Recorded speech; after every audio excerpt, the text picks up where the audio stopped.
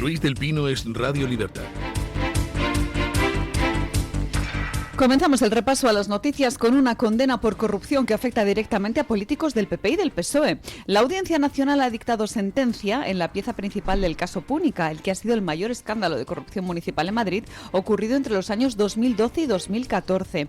El tribunal condena a 28 de los 36 acusados, incluidos 5 exalcaldes del PP, uno del PSOE y otro de un partido local, por amañar contratos de eficiencia energética a favor de una empresa, Cofeli España. La empresa, como persona jurídica, deberá pagar también una multa de 3.600.000 euros. El fallo también sanciona a directivos de Cofeli por organización criminal y cohecho.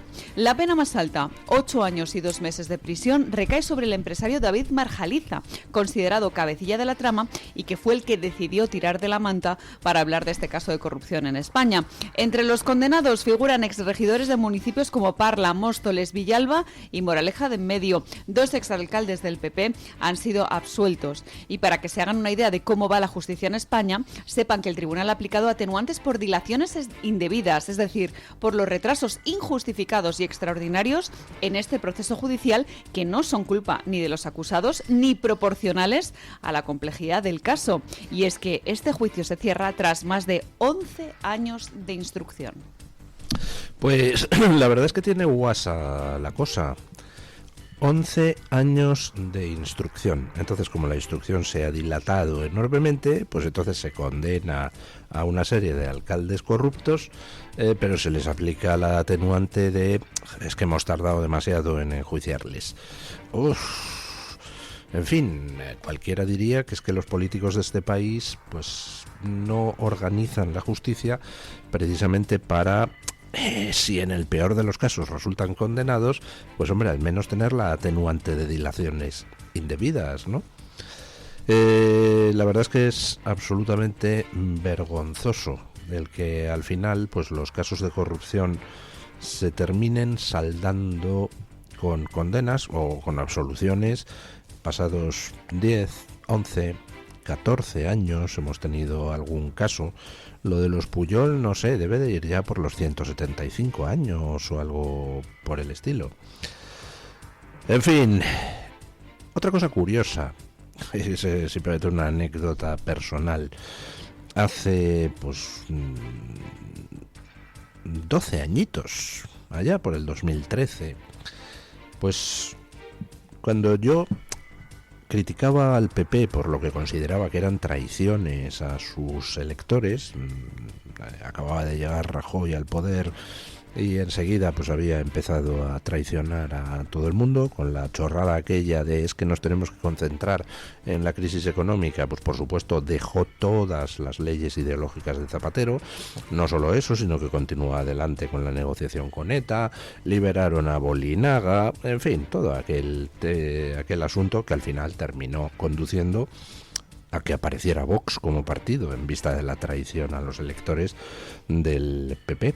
Bueno, pues por aquella época, cuando yo criticaba al PP en Twitter, entre las personas que me contestaban del entorno del PP, pues había una que me contestaba con especial inquina, con especial dureza, con especial, no sé, arrogancia. Bueno, pues es uno de los condenados ayer. No falla, cuanta más fingida superioridad moral de alguien, cuanto más irracional la defensa de una posición, más pueden ustedes sospechar que detrás lo que hay es mero interés.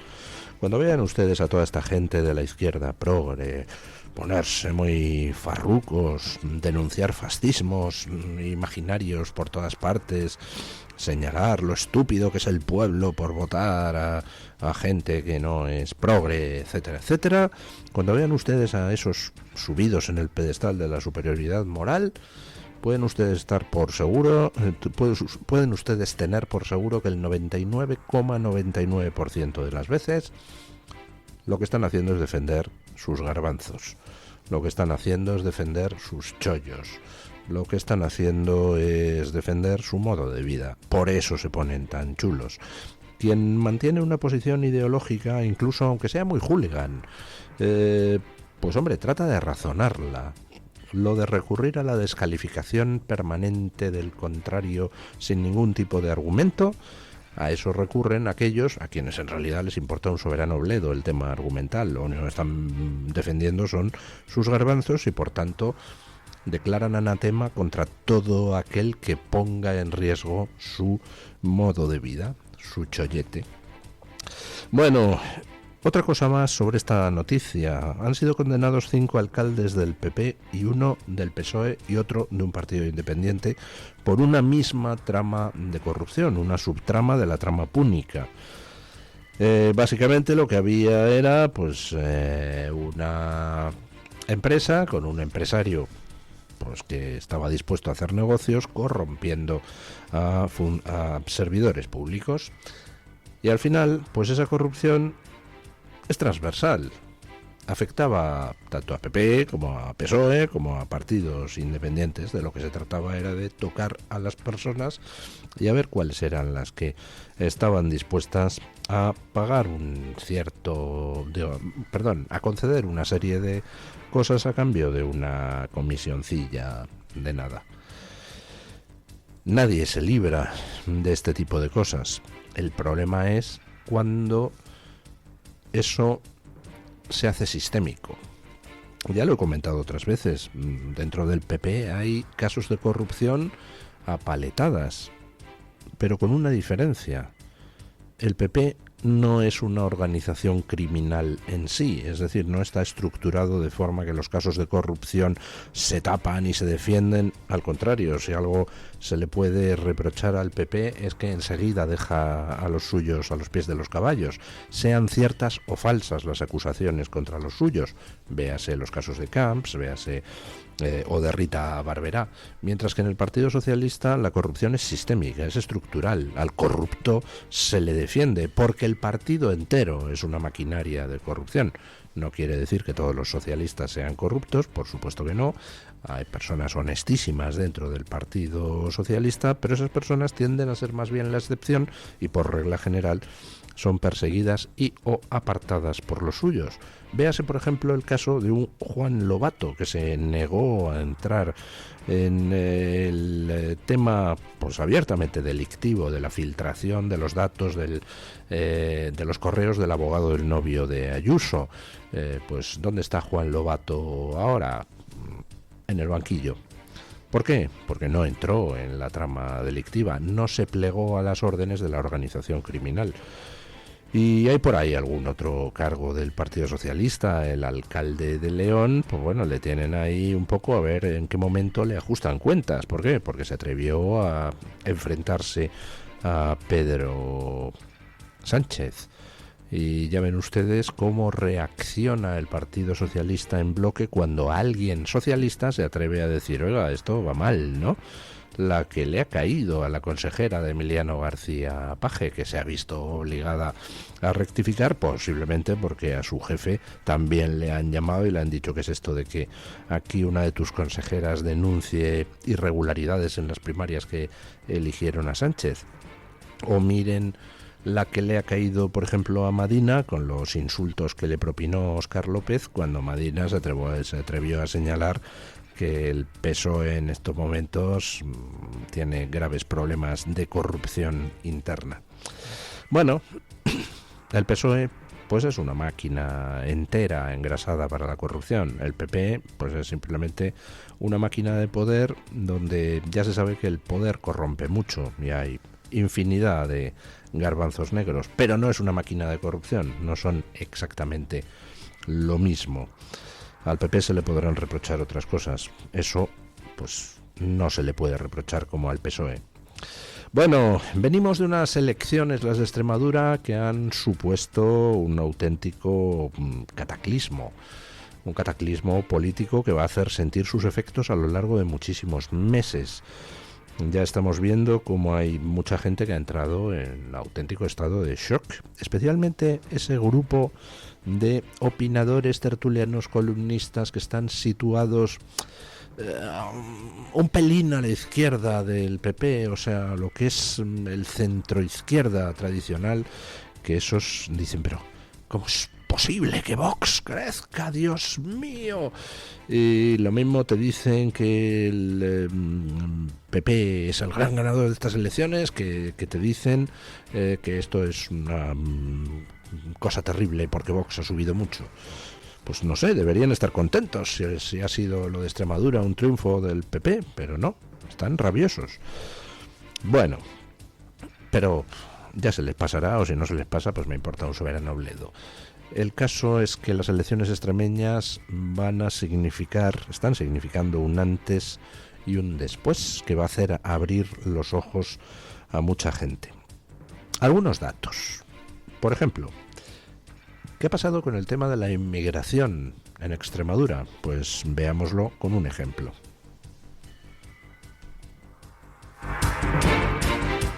Les hablamos ahora de Talayuela, en Cáceres, que se ha convertido en el municipio con mayor población inmigrante de Extremadura y que curiosamente es donde Vox ha dado la sorpresa en las autonómicas. Para que se hagan una idea, en Talayuela 1 de cada 4 habitantes es inmigrante, lo que significa el 25% de sus 7.500 ciudadanos.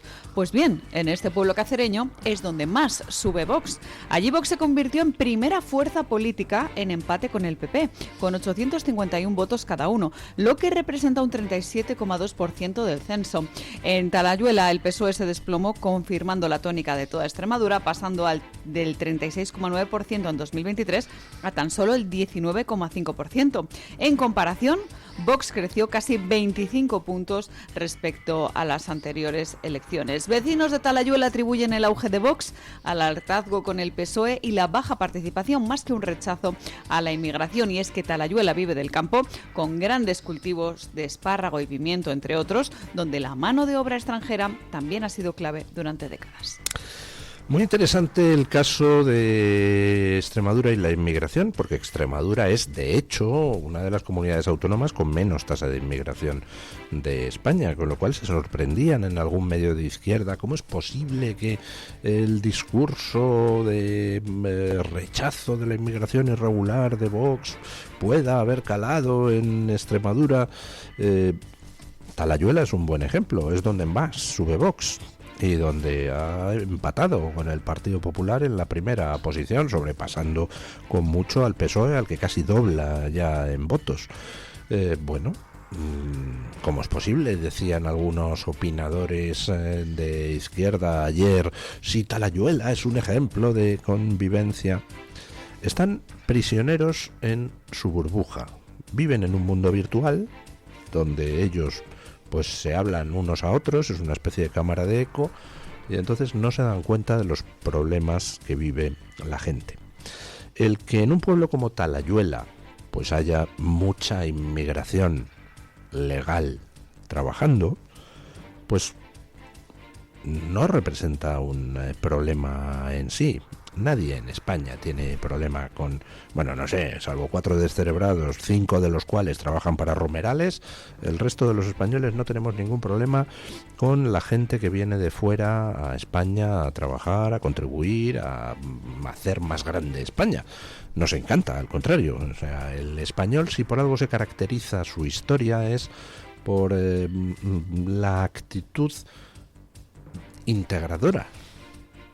O sea, si hoy en día tenemos muchos idiomas en Hispanoamérica, idiomas previos a la conquista española, pues es porque los españoles pusimos por escrito las gramáticas y los diccionarios de esos idiomas, a diferencia de lo que se hacía por parte de otras potencias colonizadoras.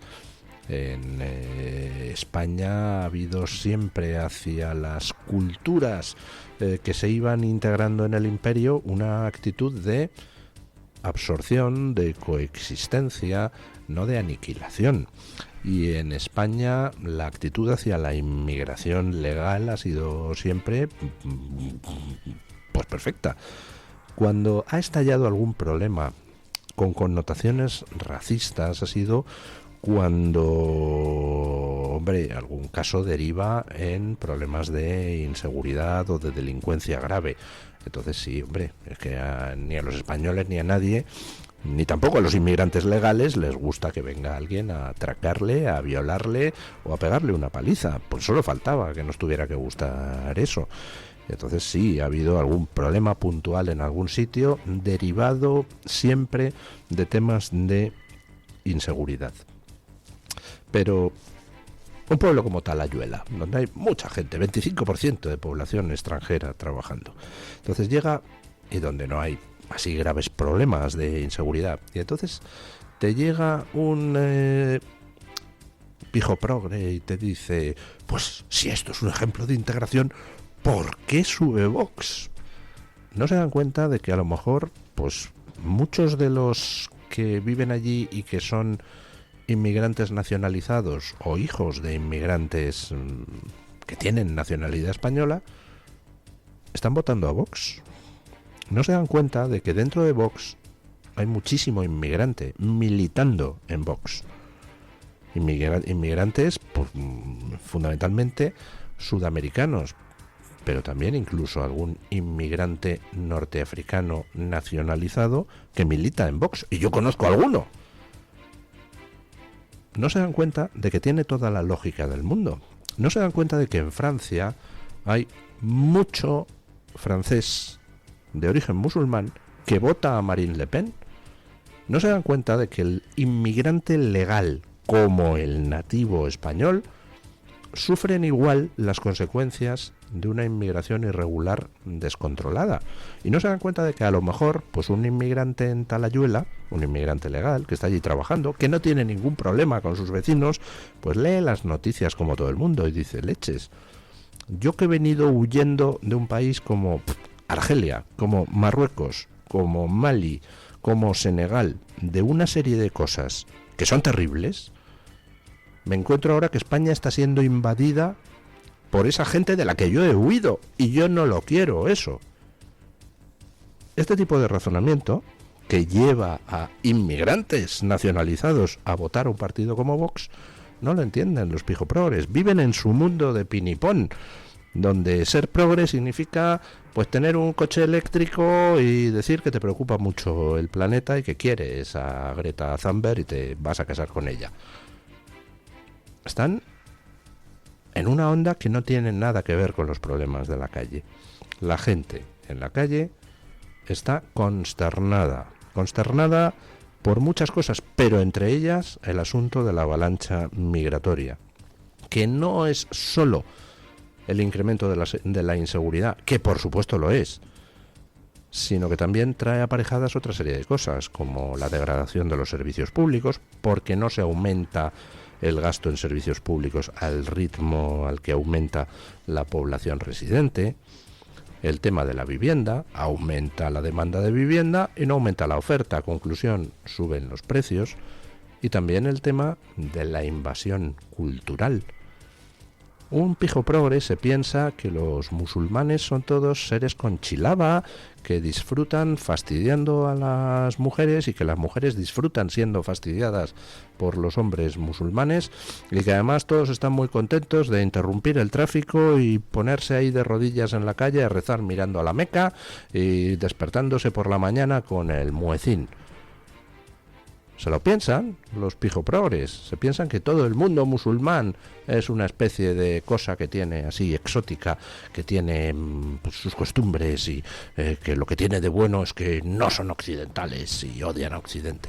No se dan cuenta de que incluso entre la inmigración musulmana pues hay muchísimos que lo que quieren es vivir en paz, disfrutar todo lo que puedan, comer buen jamón y beber buen vino, si pueden y si les gusta, y si no, pues comer buen cordero y beber, pues yo qué sé, una Fanta de naranja, pero lo que quieren es que les dejen en paz.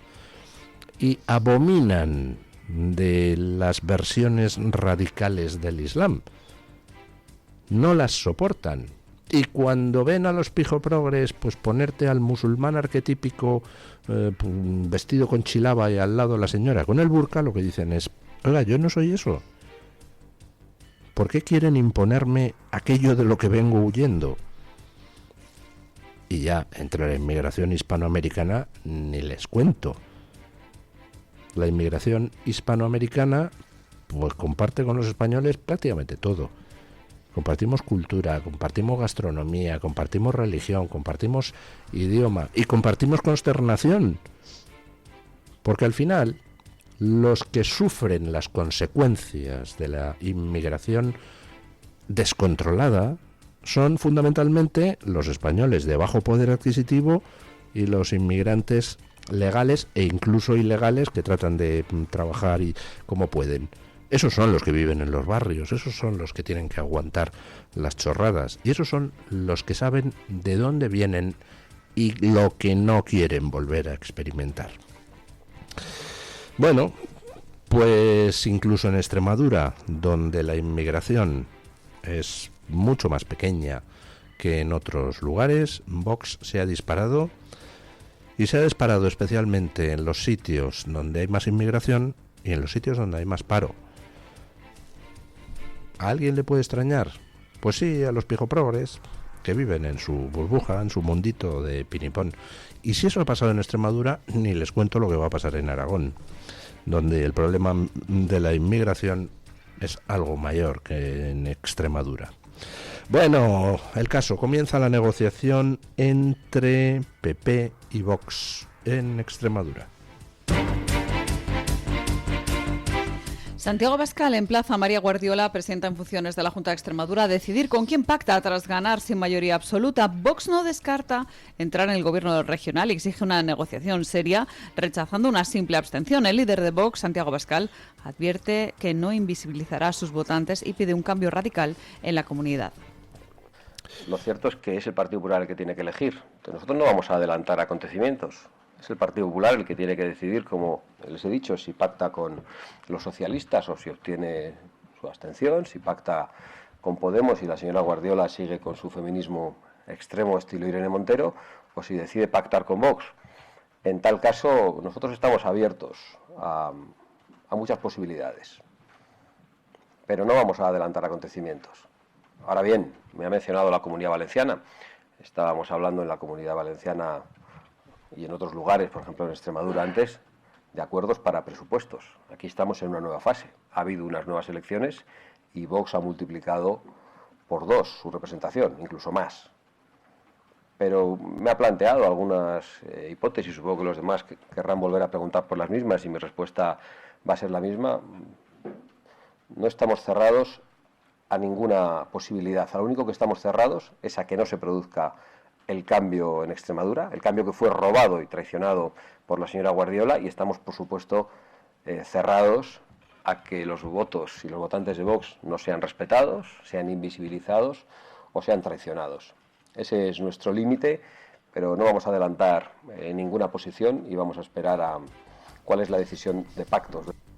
El Partido Popular, que obtuvo 29 escaños frente a los 18 del PSOE y los 11 de Vox, busca evitar lo que consideran cesiones excesivas. El líder del PP, Alberto Núñez Feijóo, enumeró una serie de conclusiones que él mismo extraía de las elecciones y que pretende aplicar a las negociaciones con Vox.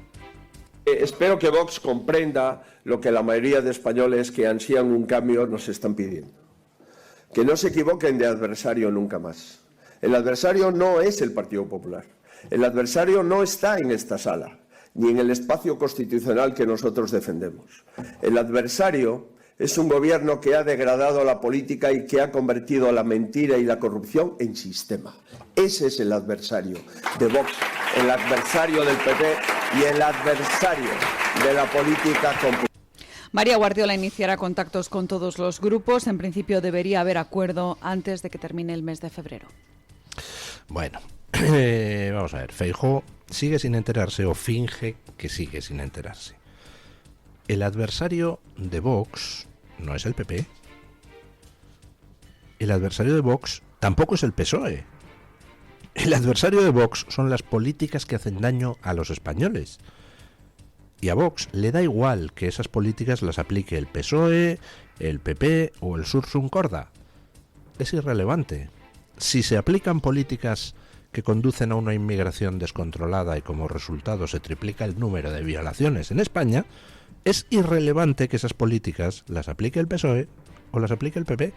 Y Vox con lo que quiere acabar es con esas políticas, no con el PSOE o con el PP. El PSOE y el PP son irrelevantes en sí mismos, son instrumentos generadores de una serie de políticas. que son políticas que nos vienen en muchos casos dictadas desde Bruselas, donde el Partido Popular Europeo y el Partido Socialista Europeo pactan ese tipo de políticas.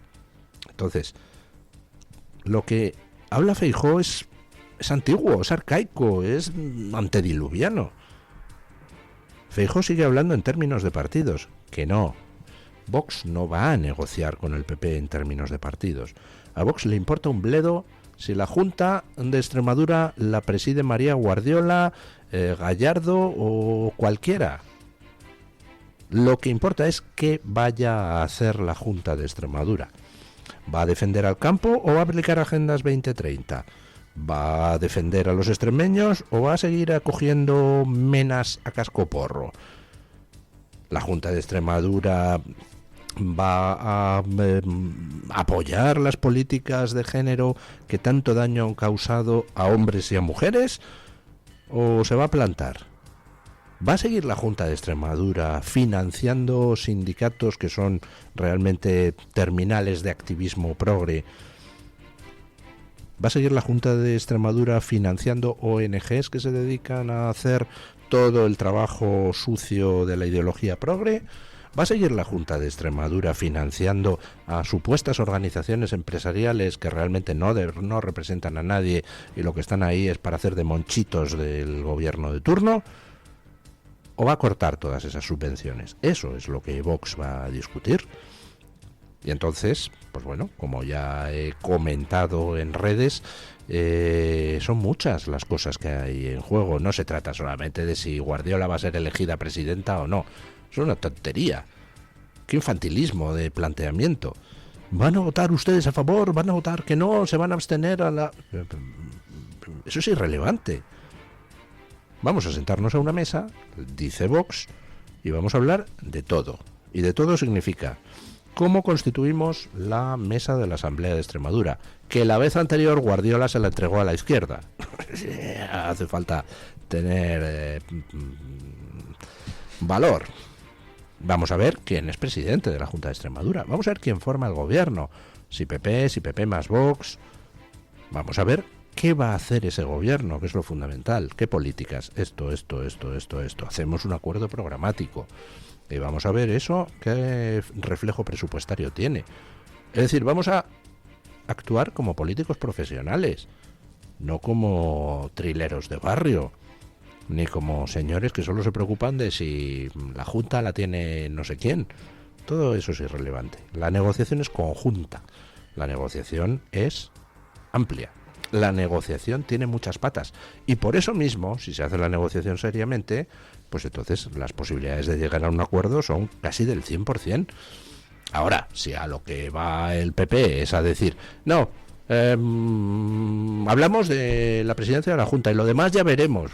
No, eso, si usted quiere negociaciones de barra de bar, váyase a otro lado. Vox es un partido serio y Vox va a hablar de políticas. ¿Qué es lo fundamental? No los partidos.